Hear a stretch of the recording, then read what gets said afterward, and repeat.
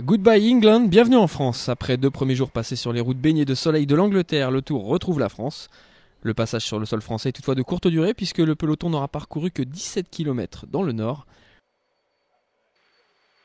Au menu de cette deuxième étape, 168 km 500 entre Dunkerque et Gand à travers les Flandres. Les coureurs belges seront donc très attendus, surtout Tom Bonnen, le régional de l'étape. L'arrivée devant a priori se disputer au sprint comme hier. Mais en début de journée, 3 coureurs tentent leur chance en baroudeur, un Français Cédric Hervé, un Espagnol Ruben Pérez et un Allemand Marcel Sieberg, premier à lancer la course. Le schéma tactique est archi connu et ressemble à s'y méprendre à celui d'hier. Les CSC du maillot jaune Fabian Cancellara contrôlent mollement les écarts et les sphères. Les échappés prennent rapidement une grosse avance autour des 6 minutes. Le large public belge friand de cyclisme acclame les 3 hommes de tête, auteurs d'un joli numéro à l'avant.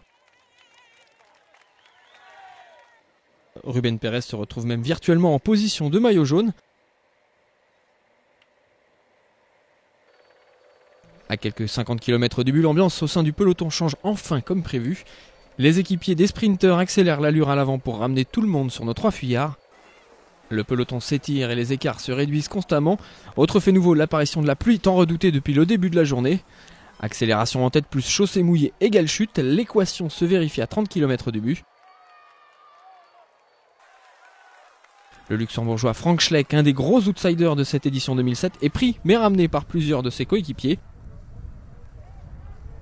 L'issue de cette journée ne fait guère plus de doute. On va bien assister au duel tant attendu entre Robbie McEwen, vainqueur hier, Tom Bonnen désireux de s'imposer à domicile et Torrey Schoft prétendant au maillot vert.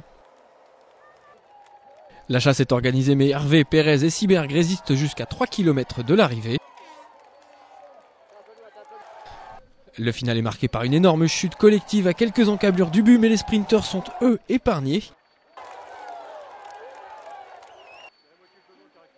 Le train bleu de la Quick Step impressionne et c'est à la surprise générale le Belge Gert Stegmans qui s'impose. Le poisson pilote de Tom Bonnen bat son leader et signe son premier succès sur le Tour.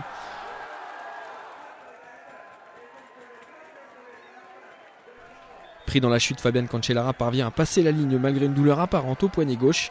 Il conserve son maillot jaune de leader, deuxième Andreas Klöden, troisième David Millar.